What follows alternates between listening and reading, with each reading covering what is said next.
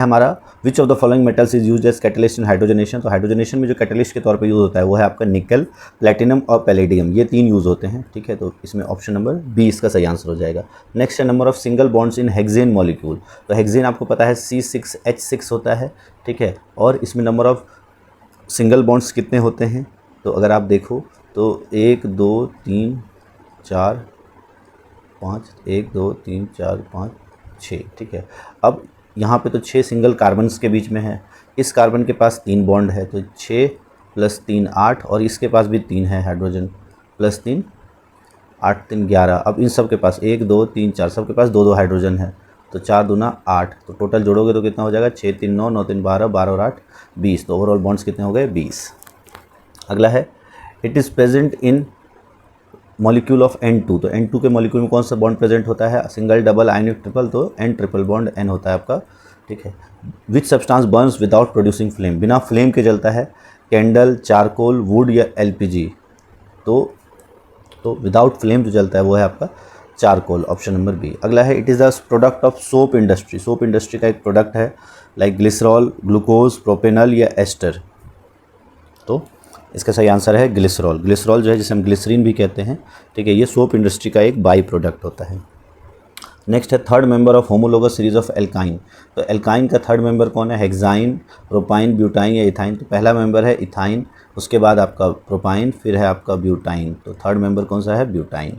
अगला है which of the following is used in cough syrup. तो कफ सिरप में किसका इस्तेमाल होता है, तो ये इस्तेमाल होता है आपका एथेनॉल, और कौन सा इथेनॉल के साथ, शुगर का एथेनॉल। नेक्स्ट है CHO इज CHO क्या होता है, एक एल्डिहाइड, कार्बोक्सिलिक एसिड, कीटोन या अल्कोहल। तो ये होता है आपका एल्डिहाइड।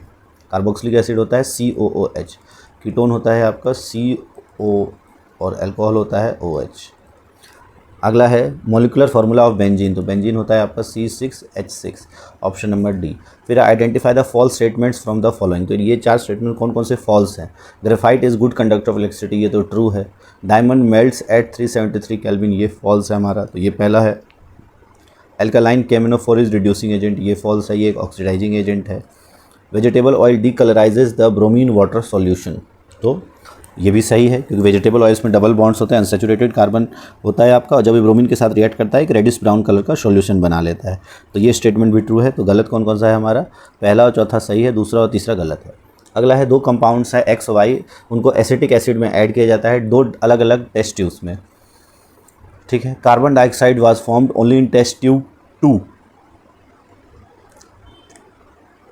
कार्बन डाइऑक्साइड सिर्फ टेस्ट ट्यूब में फॉर्म होता है, तो 1 और 2 में क्या होना चाहिए, ठीक है, दोनों में एसिटिक एसिड मिलाया जाता है, ठीक है। तो पहले में sodium hydroxide plus acetic acid, तो कार्बन डाइऑक्साइड फॉर्म होगा, और वाई में आपका सोडियम बाइकार्बोनेट, इसमें सोडियम बाइकार्बोनेट, इसमें सोडियम हाइड्रोक्साइड, ये तो नहीं हो सकता। सोडियम हाइड्रोक्साइड सल्फ्यूरिक एसिड, ये भी नहीं होगा। सोडियम बाइकार्बोनेट सल्फ्यूरिक एसिड, ये भी नहीं होगा, ठीक है, ओनली ये, तो ऑप्शन नंबर ए इसका सही आंसर हो जाएगा। अगला है which of the following can be use to test the presence of acetic acid. Acetic acid के टेस्ट के लिए किसका यूज़ कर सकते हैं, तो वो हम यूज़ करेंगे सोडियम कार्बोनेट का, और इससे कार्बन डाइऑक्साइड गैस रिलीज होगी। अगला है which of the following is generally correct about covalent compound. तो high melting low boiling point गलत है ये। Low melting point, low boiling point, good conductor of electricity and low melting point, water soluble and good conductor of electricity. तो इसका जो सबसे correct answer है वो है लो मेल्टिंग पॉइंट और लो बॉइलिंग पॉइंट।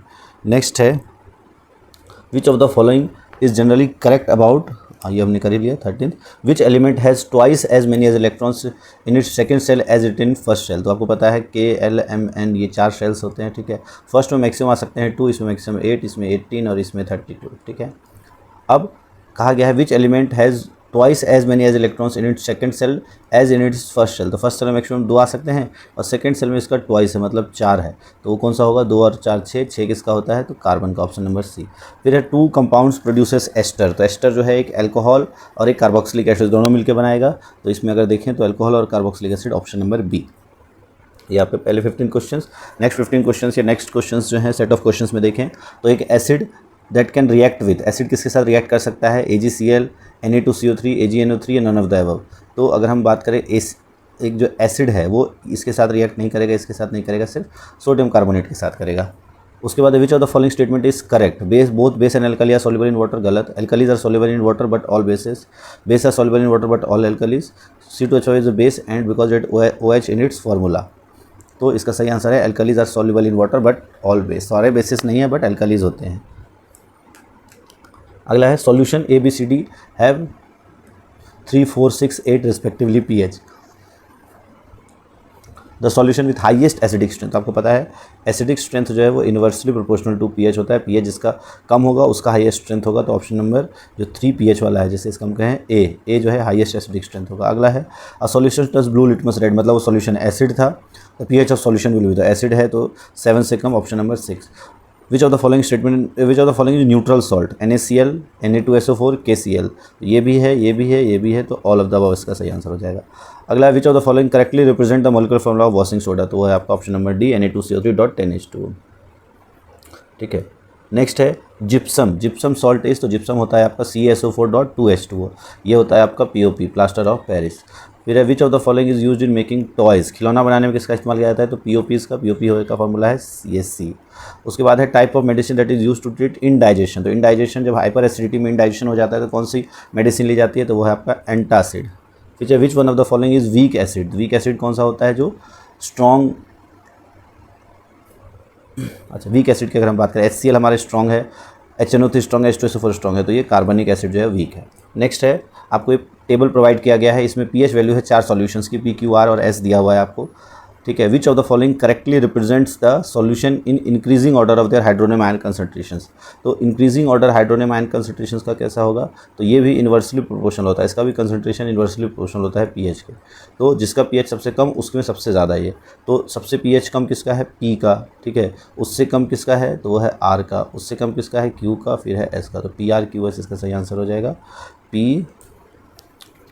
PRQS। अब पूछा गया है विच ऑफ द, हाँ तो यही इसका सही आंसर है, S से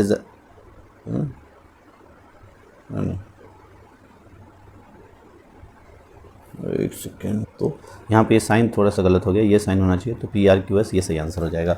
अगला है chlorine gas reacts with two form bleaching powder, तो आपको पता है क्लोरीन गैस किसके साथ रिएक्ट करता है, तो ये रिएक्ट करता है आपको सॉल्यूशन ऑफ कैल्शियम हाइड्रोक्साइड, लेकिन पाउडर बनाना है तो हम किसके साथ रिएक्ट करते हैं, तो ड्राई CaOH2 के साथ। ठीक है, अगला है solution red litmus blue, a solution turns red litmus blue it's pH is likely, तो pH जो है रेड से ब्लू कर दे रहा है, इसका मतलब वो बेस है, तो pH 7 से ज़्यादा होगा 10। Which one of the following salt does not contain water of crystallisation, copper sulphate में बिल्कुल होता है 5H2O, baking soda washing soda में होता है 10H2O, जिप्सम में होता है 2H2O, इसमें नहीं होता, ऑप्शन नंबर बी सही हो जाएगा। फिर है aqua solution turns red litmus blue, तो रेड लिटमस ब्लू मतलब क्या है, वो बेस है।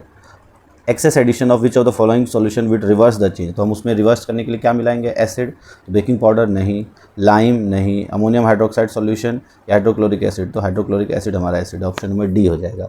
अगला है which of the following metal is obtained by electrolytic reduction process, तो इलेक्ट्रोलिटिक रिडक्शन प्रोसेस के थ्रू कौन सा मेटल ऑब्टेन होगा, तो जो इलेक्ट्रोलिटिक रिडक्शन है वो हायर रिएक्टिव एलिमेंट्स के लिए यूज़ होता है, तो इसमें जो हायर रिएक्टिव एलिमेंट्स है वो है एल्यूमिनियम। फिर है सिनेबार, सिनेबार किसका ओर होता है, तो ये मरकरी का एक ओर होता है, तो इसका सही आंसर हो जाएगा ऑप्शन नंबर डी। अगला है which of the following does not conduct electricity, electricity conduct नहीं करता है, solid KCl, fuse KCl, aluminium या आयरन, तो जो इलेक्ट्रिसिटी कंडक्ट नहीं करेगा वो होगा आपका सॉलिड KCl, आयनिक सॉलिड जो है वो आयनिक कंपाउंड सॉलिड फॉर्म में इलेक्ट्रिसिटी कंडक्ट नहीं करते। नेक्स्ट है which of the following is not an ionic compound, sodium oxide बिल्कुल है, मैग्नीशियम क्लोराइड बिल्कुल है, सोडियम क्लोराइड है, तो ऑप्शन नंबर बी हमारा करेक्ट आंसर हो जाएगा। अगला है which metal is associated with haemoglobin, तो इसका सही आंसर है magnesium. The liquid non metal, liquid non metal होता है आपका कार्बन हाइड्रोजन क्लोरीन ब्रोमीन, तो ब्रोमीन है लिक्विड नॉन मेटल, और मरकरी वो है liquid metal. Choose the correct option for brass, brass जो है वो किसका एलॉय होता है, तो अगर हम ब्रास की बात करें तो ब्रास जो है वो कॉपर और जिंक का होता है, तो इसका सही आंसर हो जाएगा ऑप्शन नंबर डी। फिर है colour of iron to sulphate solution is, तो आयरन सल्फेट का कलर जो है वो कैसा होता है, वो होता है आपका green, option number C. Next है electric wires have a coating of insulating material, the material generally used is, तो किसकी कोटिंग होती है, PVC, पॉलीविनाइल क्लोराइड। 10th है the ore X of metal M release carbon dioxide on heating, X can be, तो एक और है X किसी मेटल M का जो कि कार्बन डाइऑक्साइड रिलीज़ करता है हीट करने पर, तो X क्या हो सकता है, MnO3, MCO3, MSO3, MSO4, जब कार्बन डाइऑक्साइड रिलीज़ करेगा तो वो कार्बोनेट और होगा। अगला है which of these metals which of this melts easily, steel, diamond, stainless steel या सोल्डर। तो सोल्डर जो है इसका मेल्टिंग पॉइंट बहुत कम होता है। फिर है PbO plus carbon gives Pb plus CO। तो रोल ऑफ जो कार्बन है वो कैसा है, तो इसमें इसके कारण इसका क्या हो गया है, रिडक्शन हो गया है, तो ये एक रिड्यूसिंग एजेंट है। इसका सही आंसर है रिड्यूसिंग एजेंट। फिर है कौन सा reaction does not occur, lead plus silver nitrate solution, lead metal plus zinc sulphate, magnesium plus copper sulphate, copper metal plus silver nitrate. तो जैसा कि आपको हमने ऑर्डर बताया था, काशीनाथ का, माली, आलू, ज़रा, फीका, पकाता है, फिर चाप, CuO, HG, ठीक है, फिर AgAuPt, ठीक है, ये ऑर्डर था हमारा। अब अगर देखें लेड का मेटल है और सिल्वर नाइट्रेट सॉल्यूशन हो, तो लेड जो है इसकी रिएक्टिविटी ज़्यादा है, सिल्वर नाइट्रेट की कम है, तो ये रिएक्शन बिल्कुल होगा। लेड और जिंक, तो लेड की यहाँ है जिंक नाइट्रेट सल्फेट सॉल्यूशन, तो क्या वो डिस्प्लेस कर पाएगा, नहीं, तो यही हमारा आंसर वैसे होना चाहिए। अगला देख लेते हैं मैग्नीशियम प्लस कॉपर, तो बिल्कुल मैग्नीशियम ऊपर, कॉपर नीचे, कॉपर सिल्वर, कॉपर ऊपर, हाँ, तो इसका सही आंसर हो जाएगा ऑप्शन नंबर बी। फिर है copper used in silver coins to. तो सिल्वर कॉइन में क्यों यूज़ किया जाता है, मेल्टिंग पॉइंट को रिड्यूस करने के लिए, कंडक्टिविटी बढ़ाने के लिए, सॉल्युबिलिटी बढ़ाने के लिए, हार्डनेस बढ़ाने के लिए, तो वो हम यूज़ करते हैं हार्डनेस बढ़ाने के लिए। अगला, विच of the following property is not shown by metals, electric conduction बिल्कुल ये शो करता है, सोनरस इन नेचर ये भी शो करता है, डक्टिलिटी भी शो करता है, डलनेस, ऑप्शन नंबर सी हो जाएगा इसका सही आंसर। फिर है shiny finish off wall after white wash, white wash के बाद जो शाइनी फिनिश है वो क्यों आ जाती है, क्या बनने के कारण, तो वो है कैल्शियम कार्बोनेट। अगला है इलेक्ट्रोलिसिस ऑफ वाटर, जो है वो एक डीकम्पोजिशन रिएक्शन होता है, मोल रेशियो कितना होता है हाइड्रोजन ऑक्सीजन का, तो अगर हम रिएक्शन देखें, आपका H2O से 2H2 प्लस O2 बनता है, 2H2O से, तो जो प्रोडक्ट का रिएक्शन का जो रेशियो है वो है आपका 2:1। अगला है which of the following statement about the given reactions are correct, iron plus water gives iron oxide plus H2, तो आयरन मेटल इज ऑक्सीडाइज, तो बिल्कुल ये सही है हमारा, ठीक है, आयरन मेटल ऑक्सीडाइज हो रहा है, ये सही है। वाटर इज़ रिड्यूस, तो H2O रिड्यूस हो रहा है, ये भी बिल्कुल सही है।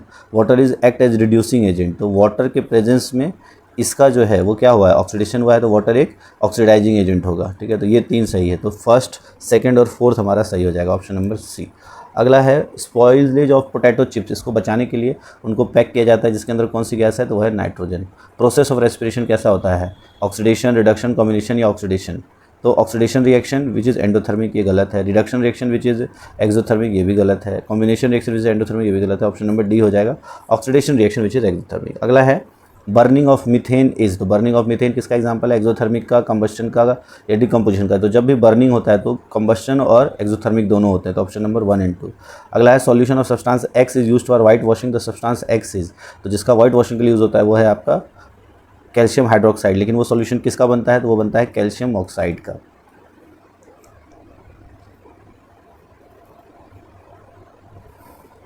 ठीक है, कैल्शियम ऑक्साइड का सॉल्यूशन बनाते हैं तो कैल्शियम हाइड्रोक्साइड बन जाता है, और उसी का यूज़ हम करते हैं वाइट वॉश करने के लिए। अगला है आयरन नेल्स को जो डिप करते हैं कॉपर सल्फेट सॉल्यूशन में, तो कलर ऑफ कॉपर सल्फेट के हाथ से क्या हो जाता है, तो ब्लू से ग्रीन।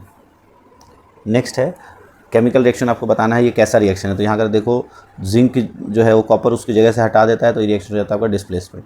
फिर बैलेंस रिएक्शन बताना है, hydrogen plus chlorine, hydrogen chloride, तो H2 plus Cl2 gives 2HCl, ये सही है। फिर जब मैग्नीशियम रिबन को जलाते हैं तो ऐश जो फॉर्म होता है किस कलर का होता है, तो वो होता है आपका वाइट कलर का। Na+O2 गिव्स Na2O, तो नंबर ऑफ सोडियम जो कि बैलेंस करने की ज़रूरत होती है, needed to balance would be, तो Na है यहाँ, एक है ये है, तो यहाँ 2 Na है, यहाँ ऑक्सीजन 2 है, यहाँ अगर आप 2 लगा देते हो तो Na बैलेंस, ऑक्सीजन यहाँ 2 है, यहाँ 1 है, तो यहाँ 2 लगाना पड़ेगा, जैसे भी 2 लगाओगे तो यहाँ 4 हो जाएगा, तो इसका सही हो जाएगा Na के आगे 4। फिर the reaction in which 2 compound exchange their ions to form new compound, उसको हम कहते हैं डबल डिस्प्लेसमेंट रिएक्शन। फिर 14th क्वेश्चन है which of the following product is formed when calcium oxide reacts with water, तो क्या बनता है CaOH2, जिसे हम कहते हैं स्लेक्ड लाइम। फिर है which of the statement is correct for the following example, iron oxide plus aluminium gives aluminium oxide plus iron, तो ये किसका एग्जाम्पल है, तो ये एग्जाम्पल है डिस्प्लेसमेंट रिएक्शन, तो ऑप्शन नंबर डी हमारा करेक्ट आंसर हो जाएगा। उसके बाद है यहाँ पे कुछ प्रैक्टिकल बेस्ड क्वेश्चन की, एक एक्वस सॉल्यूशन लिया सोडियम सल्फेट का और बेरियम क्लोराइड का, जब इनको मिक्स करेंगे तो कौन सा कलर का प्रेसिपिटेट आएगा, तो ये आएगा white precipitate. Ferrous sulphate crystal जो है उसका कलर क्या होता है, तो वो होता है आपका लाइट ग्रीन। स्टूडेंट ने क्विक लाइम लिया चाइना डिश में और एक स्मॉल अमाउंट ऑफ वाटर उसमें ऐड किया, तो उसमें से कैसा साउंड आएगा, तो आपका हिसिंग साउंड, क्योंकि उसमें से कार्बन जो हीट है वो निकलेगी, वो एक एक्सोथर्मिक रिएक्शन होगा, तो हिसिंग साउंड आएगा आपका। सबसे पहला क्वेश्चन है what is the instrument that can detect the presence of an electric current in circuit. तो इलेक्ट्रिक करंट को सर्किट में कौन सा इंस्ट्रूमेंट डिटेक्ट कर सकता है? Generator, motor, none of the above, galvanometer. तो ऑप्शन है गैल्वेनोमीटर। ठीक है, बहुत स्मॉल करंट को डिटेक्ट करने के लिए भी गैल्वेनोमीटर यूज़ होता है, और ये सीरीज़ में लगता है या पैरेलल में, तो ये हमेशा ध्यान रखना, गैल्वेनोमीटर हमेशा पैरेलल में लगता है आपका सर्किट में। नेक्स्ट है which device produces the electric current? Generator, ammeter, galvanometer या मोटर। तो जो इलेक्ट्रिक करंट प्रोड्यूस करता है, ये जनरेट करता है, तो वो हो गया आपका जनरेटर। नेक्स्ट है what happens to the current in short circuit. Short circuit में करंट के साथ क्या होता है? तो it reduces substantially, does not change, very continuously या इंक्रीजेज हैवीली। तो जब भी शॉर्ट सर्किट में पॉजिटिव नेगेटिव एक साथ ऐड आ जाता है, तो उस केस में बहुत हैवी इंक्रीज़ हो जाता है करंट का। ठीक है, क्योंकि शॉर्ट सर्किट जब होता है तो आपका जो रेजिस्टेंस है वो अप्रोचेस टू ज़ीरो हो जाता है, तो करंट जो है वो अप्रोचेस टू इन्फिनिटी या बहुत ज़्यादा हैवी इंक्रीज़ हो जाता है। नेक्स्ट है alpha particle is diverted towards west, it deflected towards north by a magnetic field, by field the field is magnetic, what will be the direction of field. अब यहाँ से आपको ध्यान रखना है अल्फा पार्टिकल कहा गया है, और अल्फा पार्टिकल के ऊपर चार्ज कौन सा होता है आपका? Positive charge. ठीक है, तो अगर हम देखें यहाँ पे ये डायरेक्शन इस तरह से दिया हुआ है, the alpha particle is diverted towards waste, ठीक है, and is deflected towards north by a magnetic field. अब ये जो मैग्नेटिक फील्ड के थ्रू अल्फ़ा पार्टिकल जो है ये वेस्ट की तरफ जा रहा था, और ये डिफ्लेक्ट होके आपका ये नॉर्थ की तरफ चला गया है। अब इस केस में आपको ये नॉर्थ डायरेक्शन हो गया मान लो। अब आपसे पूछा गया डायरेक्शन ऑफ मैग्नेटिक फील्ड क्या होगा। तो अब अल्फ़ा पार्टिकल आपका इस वेस्ट साइड है, तो आपको पता है अल्फ़ा पार्टिकल पॉजिटिव साइड है, पॉजिटिव चार्ज होता है, और पॉजिटिव चार्ज का जो फ्लो है वो करंट के, अगर हम देखें इलेक्ट्रॉन जो है वो नेगेटिव टू पॉजिटिव फ्लो करता है, और करंट जो है वो इसके अपोजिट। तो पॉजिटिव चार्ज का फ्लो करंट के फ्लो के बराबर होता है, तो यहाँ करंट की डायरेक्शन ये है, और जो आपको मूवमेंट है, जो डिफ्लेक्शन हुआ है वो किस तरफ हुआ है? एन की तरफ। तो मूवमेंट आपका इस तरफ है, करंट यहाँ है, तो मैग्नेटिक फील्ड मतलब यहाँ पर आपका फोर्स लगा है, ये आपका करंट है। मैग्नेटिक फील्ड कैसे होगा? तो अगर हम यहाँ left hand rule, Fleming's left hand rule लगाएं, तो आप जब एक तरफ मैग्नेटिक फील्ड वगैरह करोगे, इस तरफ डायरेक्शन है, आप लेफ़्ट हैंड की अगर तीनों उंगली को ओपन करोगे, ठीक है, नॉर्थ की तरफ आपका मूवमेंट होगा, वेस्ट की तरफ आपका, अगर हम देखें नॉर्थ की तरफ आपका ये फोर्स है, वेस्ट की तरफ आपका करंट है, तो जो आपका मैग्नेटिक फील्ड है वो अपवर्ड होगा। ठीक है, तो इसका सही आंसर हो जाएगा अपवर्ड, बाहर की तरफ होगा ये।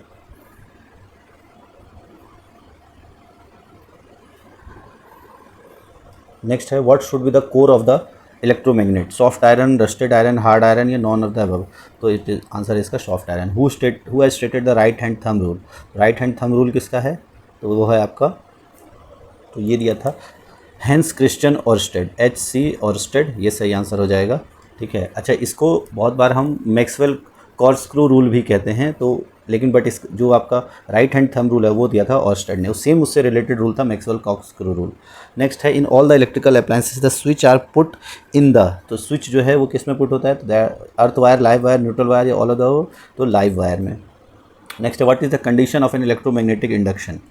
There must be a relative motion between the coil of wire and galvanometer. There must be relation between galvanometer and magnet, galvanometer generator, coil and wire of the magnet. तो इसका सही आंसर हो जाएगा there must be a relative motion between coil of the wire and galvanometer. Option number A। अगला है no force acts on the current carrying conductor when it is placed in। तो कोई भी फोर्स एक्ट नहीं करेगा current carrying conductor पे कब? जब वो परपेंडिकुलर हो मैग्नेटिक फील्ड के, पैरेलल हो, फार फ्रॉम मैग्नेटिक फील्ड हो या इनसाइड हो। तो जो कोई भी फोर्स कब एक्ट नहीं करता है? जब आपका पैरेलल हो। ठीक है, क्योंकि जो इस केस में जो साइन थीटा है आपका, जो जब हम फोर्स निकालते हैं तो वो हो जाता है आपका bill sine theta, BIL sine theta, और ये साइन थीटा जब हम पैरेलल की बात करते हैं तो 0 डिग्री आ जाता है, और 0 डिग्री थीटा जो है उसकी वैल्यू 0 होती है। तो उस केस में जो आपका फोर्स है F = बिल साइन थीटा, और साइन थीटा जो है वो आपका 0 हो जाता है। यहाँ B जो है वो आपका मैग्नेटिक फील्ड के लिए यूज़ करते हैं, I करंट के लिए। अगला है points to keep in mind for verification of Ohm's law. Ohm's law के वेरिफिकेशन के लिए आप क्या पॉइंट माइंड में रखोगे? पहला है ammeter and voltmeter should be connected in series, तो ये तो नहीं होता। फिर है ammeter should be connected in series, voltmeter in parallel, बिल्कुल ये होता है। एमीटर शुड बी कनेक्टेड, ये भी गलत है। एमीटर ये भी गलत है। ऑप्शन नंबर B हमारा सही है, एमीटर सीरीज में और वोल्टमीटर पैरेलल में। अगला है अ fuse wire is inserted in fuse wire किस में इंसर्ट होता है? Live wire, neutral wire, earth wire या इन एनी लाइन। तो जो फ्यूज़ वायर है वो हमेशा लाइव वायर में इंसर्ट होता है।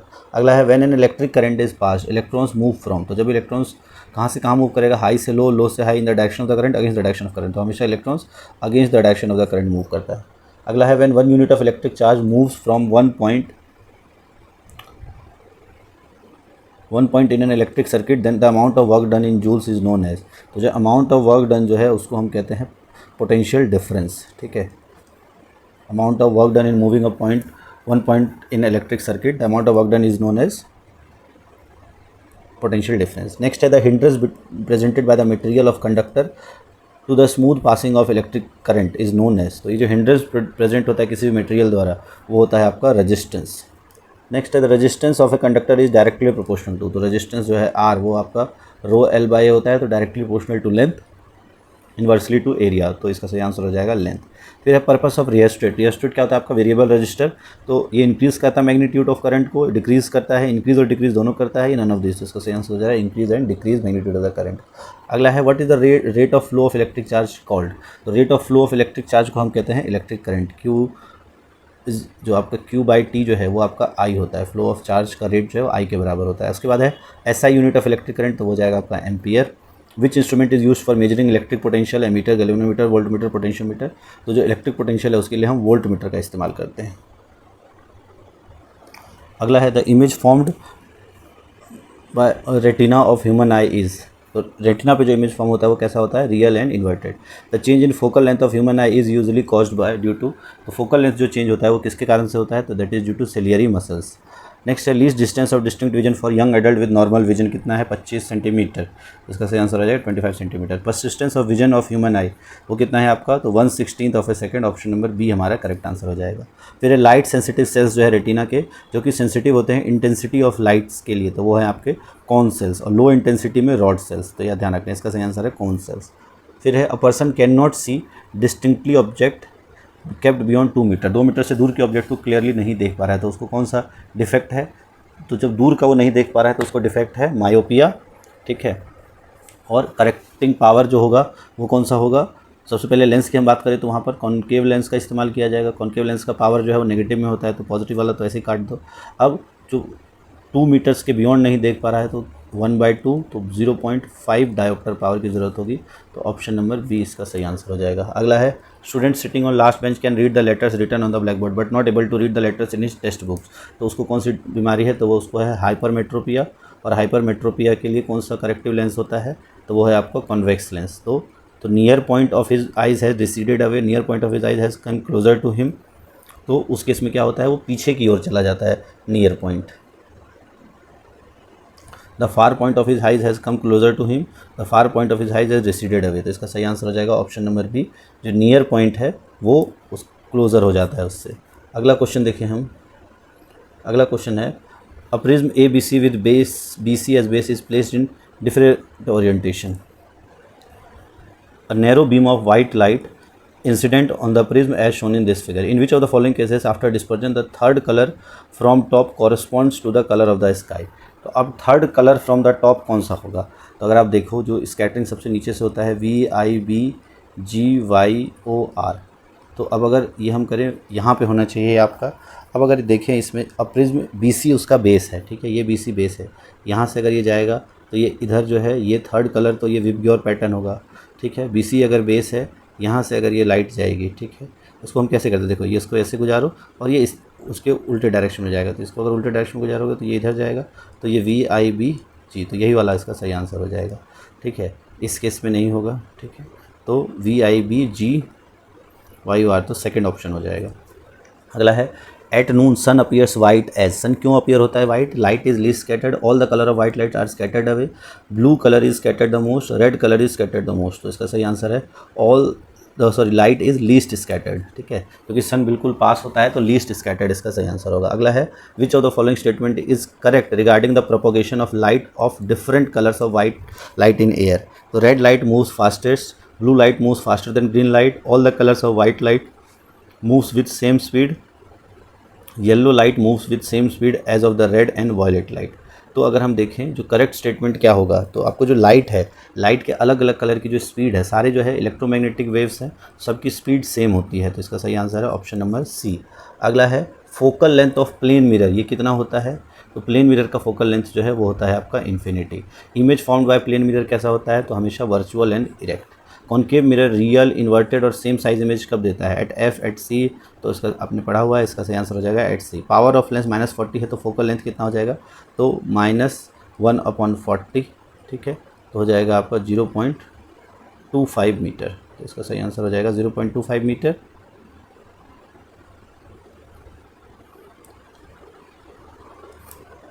सॉरी ये -4 डायोप्टर होगा, ये 4 डायोप्टर है तो 1/4 तो 0.25 मीटर इसका तब आंसर आएगा, और ये माइनस में होगा क्योंकि लेंस का भी माइनस में है, ठीक है, ये डायोप्टर है। अगला है concave mirror gives virtual erect and enlarged image of the object. अब concave mirror virtual erect and large कब देता है, then position of the object is, तो इन्फिनिटी पी है बिटवीन सी एंड एफ, इसका सही आंसर है बिटवीन पी एंड एफ। अगला है in optics and objects which has higher refractive index is called, तो जिसका हायर रिफ्रैक्टिव इंडेक्स होता है उसको हम कहते हैं optically denser, option number B is the correct answer. Next है the optical phenomena twinkling of star is due to, तो ट्विंकलिंग ऑफ स्टार किसके कारण होता है, एटमॉस्फेरिक रिफ्लेक्शन, टोटल रिफ्लेक्शन या टोटल रिफ्लेक्शन, तो इसका सही आंसर है एटमॉस्फेरिक रिफ्लेक्शन। नेक्स्ट है convex lens has real point size image at focus, the object is place, तो इमेज अगर फोकस पे होगा तो आपको पता है ये 1 मतलब इन्फिनिटी पे इसका होगा। Unit of power of lens is dioptre, तो इसका सही आंसर है ऑप्शन नंबर सी। नेक्स्ट है radius of curvature of a mirror is 20 centimetre, focal length कितना होगा, फोकल लेंथ हो जाएगा 10 सेंटीमीटर। तो गैमीट्स किस में प्रोड्यूस होते हैं, asexual reproduction, sexual vegetative tissue culture, तो इसका सही आंसर है sexual reproduction. Plasmodium reproduces by, तो प्लाज्मोडियम में कौन सा रिप्रोडक्शन होता है, तो it is produces by multiple fission, ठीक है। बडिंग होता है ईस्ट में, हाइड्रा में, बाइनरी फिजन अमीबा में, फ्रेगमेंटेशन स्पायरोगायरा में। नेक्स्ट है which of the following is not a part of flower, flower का इनमें से कौन सा पार्ट नहीं है, स्टेम, स्टेमन, कार्पल, सेपल्स, तो स्टेम नहीं है। Reproduction is essential for living in organism in order to, reproduction क्यों ज़रूरी है, to keep the individual organism alive, नहीं। Fulfil the natural requirement, no. Maintain growth, no. To continue the species generation after generation. Next है which of the following disease is not sexually transmitted, कौन सा नहीं है, ये ध्यान रखना आप, नॉट एग्जाम में बहुत बार ध्यान से रखना है आपको। सिफिलिस ये सेक्सुअली ट्रांसमिटेड है, HIV एड्स भी है, गोनोरिया भी है, कोलेरा हमारा सेक्सुअली ट्रांसमिटेड डिजीज नहीं है। नेक्स्ट है the ability of cell to divide into 2 daughter cells during reproduction in Leishmania, तो लेसमीनिया में क्या होता है, तो वो होता है आपका बाइनरी फिजन, तो ऑप्शन नंबर सी हो जाएगा।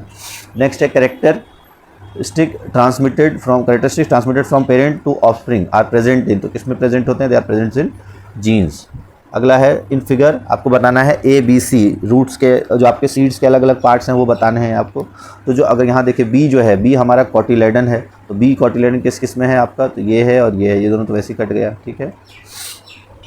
अब बाकी जो नीचे वाला पार्ट होता है उसको ध्यान रखना, जो नीचे है वो होता है आपका R से याद रखना, रूट से होता है रेडिकल, तो C जो है वो आपका रेडिकल और A आपका प्लमल, तो PCR, ठीक है, प्लमल, रेडिकल, प्रमल, कॉटिलेडन और रेडिकल, तो ये PCR से भी आप याद रख सकते हो।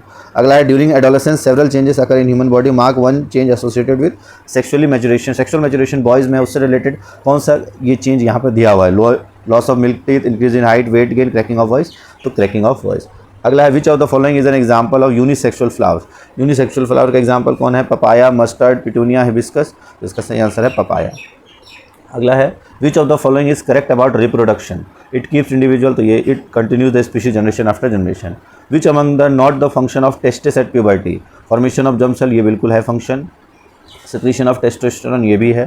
प्लेसेंटा डेवलपमेंट, ये दोनों नहीं है, तो ऑप्शन ये किसका है, ये तो फीमेल्स में होता है, टेस्टिस आपके मेल्स में होते हैं, तो पहला और दूसरा A और B इसके फंक्शन है, C और D नहीं है, तो ऑप्शन नंबर हो जाएगा C एंड D। तो ये ध्यान रखना, क्वेश्चन में भी एग्जाम में इसी तरीके से आपके ऑप्शंस जो नहीं पूछा गया यार नहीं पूछा गया है, तो आंसर हो जाएगा C एंड D। अगला है length of pollen tube depends on the distance between, तो किसके ऊपर डिपेंड करता है, pollen grain and upper surface, pollen grain and upper surface of stigma in ovule, pollen grain in anther and upper surface of stigma and lower part of style, तो ये depend करता है pollen grain on upper surface of stigma and ovule. अगला है a feature of reproduction that is common to amoeba, spirogyra and yeast, तो इन सब में कौन सा होता है आपका एसेक्सुअल रिप्रोडक्शन, तो इसका सही आंसर है they all produce asexually. Next है which of the following are example of vegetative reproduction, tomato, lady finger, onion, cauliflower, potato, ginger, onion, tomato, cauliflower, onion, potato, tomato, lady finger, onion, ginger और sugar cane, तो इसमें से कौन सा ऐसा है जो वेजिटेटिव प्रोडक्शन का पार्ट है। तो अब इस केस में अगर देखें ऑप्शंस में थोड़ा सा यहाँ पर कुछ दिक्कत है, क्योंकि पोटैटो, जिंजर और अनियन, इन तीनों में तो वेजिटेटिव प्रोपगेशन होता है, बट टोमेटो जो है वो सीड से होता है। सिमिलरली इसमें आपका अनियन बल्ब से होता है। इस केस में अनियन और पोटैटो आपका एसेक्सुअली होता है, टोमेटो, कॉलीफ्लावर। सिमिलरली इसमें ये तीनों एसेक्सुअल रिप्रोडक्शन से होता है और ये सेक्सुअल रिप्रोडक्शन से होता है। तो ऑप्शन नंबर बी और डी में से मोस्ट सूटेबल हो सकता है, बट यहाँ टोमेटो नहीं आना चाहिए। शुगर के ना आता तो ये आंसर हो जाता है। अगला है, a student while observing an embryo of a gram seed listed various parts of embryo as listed, testa, micropyle, cotyledon, tegmen, plumule, radicle. अब इसमें जब देखा तो बताना है कि कौन से 3 पार्ट्स जो है वो करेक्ट है। तो अभी हमने पढ़ा पीसीआर होता है, जो सीड्स का जो पार्ट होता है वो 3 पार्ट में होता है आपका, कोटिलेडन, प्लमल, रेडिकल, यही 3 सही है। अगला है, ये हो गया हमारा पीसीआर। फिर है correct sequence of reproductive stages in flowering plant. तो सबसे पहले क्या होता है, तो सबसे पहले गैमीट्स, गैमीट्स के बाद जाइगोट, फिर embryo, seedling, zygote, gametes, embryo, seedling, seedling, embryo, zygotes, gametes, gametes, embryo, zygote, seedings. तो हमें पता है सबसे पहले बनेंगे गैमीट्स, फिर गैमीट्स से जाइगोट, जाइगोट से एम्ब्रियो, एम्ब्रियो से सीडिंग्स। ऑप्शन नंबर ए सही हो जाएगा। अगला है, offspring formed by asexual method of reproduction have greater similarity among themselves because they involves only one parent, तो ये भी सही है। They does not involve gametes, ये भी सही है। एसेक्सुअल रिप्रोडक्शन अकर्स बिफोर, ये गलत है। एसेक्सुअल रिप्रोडक्शन अकर्स आफ्टर, ये गलत है। तो ए और बी सही है। Option number A and B first.